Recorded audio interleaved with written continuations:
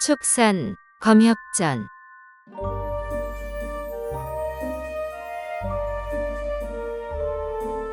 46화 자연검. 낡은 절에서 달밤에 거닐다 강씨에게 쫓기고 매화숲에서 용에게 쫓기다 보검을 손에 넣네.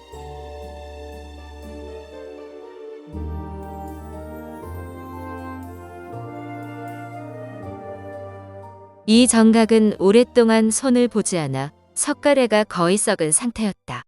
처막 끝에 매달린 백골 강씨들이 기어오르려 힘을 주는 순간 바로 처막 끝이 무너져 내렸다. 당황한 이영경이 도망갈 곳을 찾으려 사방을 두리번거릴 때 아까 종로에서 넘어졌던 백골 강씨가 북틀 잔해 더미에서 하얀 나무 상자를 집어들었다. 길이가 3척, 폭이 5촌 정도이고 어렴풋이 윗면에 그려진 부호 같은 것이 보였다. 백골 강씨는 먹잇감을 놓치고 나무 상자에 발이 걸려 넘어지자 화를 주체하지 못해 상자를 반으로 쪼갰다. 그것만으로 부족해 아예 가루로 만들어버릴 참이었다. 바로 그 순간 쪼개진 나무 상자에서 자주색 빗줄기가 흘러나와 백골 강씨의 허리를 휘감았다. 곧이어 괴성과 함께 놈의 허리가 잘려나갔다. 나머지 세 놈은 조금 전 무너지는 처마와 함께 바닥에 떨어졌다가 간신히 일어나 다시 지붕에 올라가려고 펄쩍펄쩍 뛰던 중이었다. 괴성을 듣고 뒤를 돌아보니 제 동료의 뼈다귀가 두 동강 난 채 처참하게 나뒹굴고 있었다. 그때 푸른 안개 사이로 자줏빛 용이 쏜살같이 날아올랐다. 위험을 감지한 백골 강씨가 바로 이영경을 포기하고 황급히 도망쳤다. 하지만 자줏빛 용이 정광석화처럼 날아가 백골 강씨를 차례차례 휘감았다. 처절한 비명이 이어지며 놈들의 뼈다귀가 우수수 떨어졌다. 백골 강씨를 처리한 용이 고개를 치켜들더니 이영경을 발견하고 재빨리 용마루로 날아갔다. 이영경은 넋놓고 상황을 지켜보느라 위험한 상황임을 잠시 잊고 있다가 퍼뜩 정신을 차렸다. 방금 그놈들은 기껏해야 죽은 사람의 백골이야. 오랜 세월이 지나 요괴로 변했지만 높이 뛰어오르지 못하니 경공술로 높은 곳에 올라가 피할 수 있었어. 하지만 이 용은 번개처럼 날아다니며 눈 깜짝할 사이에 백골 강씨 내 놈을 해치웠어. 아주 무서운 요물일 거야. 빨리 도망가야겠다. 더 생각할 것도 없이 담장으로 뛰어내려 절 밖으로 도망갔다. 과연 자줏빛 용이 이영경을 바짝 뒤쫓았다. 이영경은 등 뒤에 엄습해오는 기묘한 향기만으로 용이 가까이 다가왔음을 알 수 있었다. 아까 거닐었던 매화나무 숲으로 죽어라 내달리는 동안 용이 7, 8척거리까지 따라붙었다. 슬쩍 돌아보니 몸 전체 길이가 3장이 넘고 코만 해도 3척은 될 것 같았다. 푸른 안개가 자줏빛 몸통을 휘감고 있어 비늘이나 발톱은 잘 보이지 않았다. 물론 도망치기 급급해 눈여겨볼 새도 없었지만 어쨌거나 용이 워낙 거대하니 가능한 나무 사이가 좁아 빽빽한 곳으로 도망쳐야겠다고 생각했다. 삼경이 지난 시간이라 산봉우리 위에 높이 떠오른 둥근 달이 아주 밝았다. 사방 3리가 넘는 매화나무 숲에 청량한 바람이 불어와 매화 꽃잎이 눈송이처럼 휘날리자 마치 온 세상이 반짝이는 옷가루에 뒤덮인 것처럼 아름다웠다. 자줏빛 용과 붉은 옷을 입은 소녀가 쫓고 큰 못과 매화나무 숲을 휘젓는 동안 깜짝 놀란 물총새들이 푸드득 날아오르며 또 한 번 우수수 꽃비가 흩날렸다. 자줏빛 용이 지나는 곳마다 나뭇가지가 우지끈 부러져 떨어졌다. 이영경은 용이 바짝 따라붙자 식은땀이 줄줄 흘러 속으로 계속 욕을 퍼부었다. 적성자, 이 나쁜 놈. 왜 하필 여기에 날 버려두고 간 거야? 대체 이게 무언 고생이냐고. 그렇게 계속 달리는데 다행히 매화나무 숲이 점점 빽빽해졌다. 거대한 매화나무가 앞길을 가로막고 있어 옆으로 몸을 날렸다. 한참을 뛰었더니 지칠 대로 지친 데다 마음이 너무 급해 아차하는 순간 돌뿌리에 걸려 넘어졌다. 너무 무섭고 너무 힘들었던 터라 온몸에 힘이 탁 풀려 꼼짝도 할 수 없었다.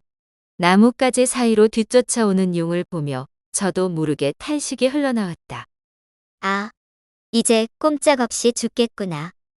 도망은커녕 손가락 하나 까딱할 수 없어 눈을 질끈 감고 잡아먹히길 기다렸다. 곧 저 세상 귀신이 되겠구나 했는데 싸아 바람이 불어올 때마다 맑은 매화향이 코끝을 스칠 뿐 한참이 지나도록 아무 일도 일어나지 않았다.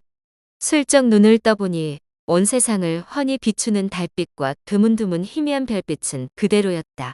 신기하게도 바람이 잦아들었는데 꽃잎은 여전히 눈송이처럼 흩날렸다. 가만 보니 쏜살같이 쫓아오다가 거대한 매화나무 사이에 끼인 융이 강하게 몸통을 흔들며 빠져나오려고 안간힘을 쓰고 있었다. 놀란 가슴을 쓸어내린 이영경은 이것이 하늘이 준 기회라 여기며 이를 악물고 지친 몸을 일으켰다. 돌을 던져 용을 공격하려 주변을 돌아봤으나 가장 작은 것도 지름이 5척에 무게가 1000근이 넘으니 도저히 들 수가 없었다. 그 사이 용의 몸부림이 점점 거세져 나무 뿌리까지 흔들렸다. 아무래도 곧 빠져나올 것 같았다. 이영경이 급한 마음에 큰 바위를 잘라보려고 쥐고 있던 검자루를 내려쳤다. 뜻밖에도 지름이 5척이 넘는 바위가 쩍 갈라졌다. 우연이 아닐까 싶어 다른 바위도 내리쳐 봤는데 검자루가 닿을 때마다 바위가 쩍쩍 갈라졌다. 진귀한 보물을 얻어 매우 기뻤지만 용의 몸부림이 계속 거세지고 있었다. 용 꼬리가 들썩일 때마다 주변 매화나무 100여 그루가 성난 파도처럼 크게 출렁거렸다.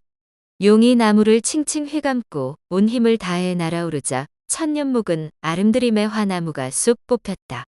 10장 가까이 날아오른 용이 크게 한 바퀴 돌더니 매화나무를 휙 내던졌다. 강한 진동의 여파로 꽃잎이 우수수 떨어져 꽃빛처럼 흩날렸다. 밝은 달빛과 어우러진 매화꽃비는 정말 눈이 부시도록 아름다웠다.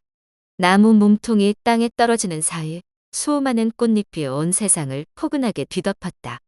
이영경은 잠시 위험을 잊고 눈앞의 절경에 넋을 잃었다. 곧이어 용이 무언가에 이끌리듯 빠르게 돌진해왔다. 눈앞에 자줏빛 광채가 번쩍이자 목숨의 위협을 느낀 이영경이 크게 당황한 나머지 검자루를 표창 삼아 휙 내던졌다. 희미한 불빛에 휩싸인 검자루가 용을 향해 똑바로 날아가더니 챙챙 소리와 함께 자줏빛 광채가 번쩍였다.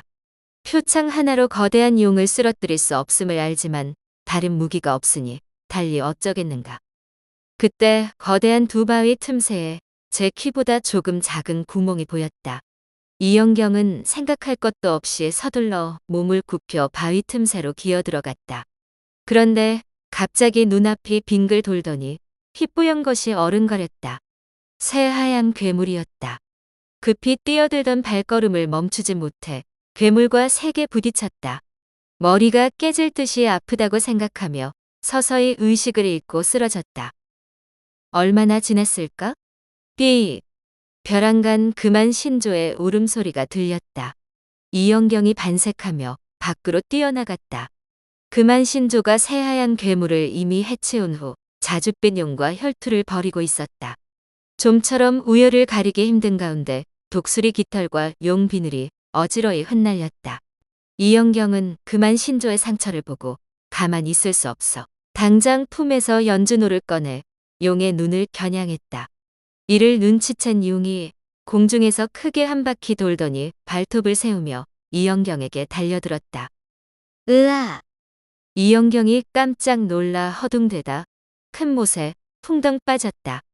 헤엄을 칠 줄 몰라 허우적대는 사이 온몸이 차갑게 얼어붙고 입안으로 물이 콸콸 흘러들었다.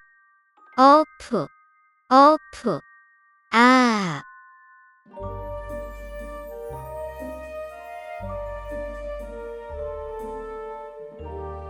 다음 화에서 이어집니다.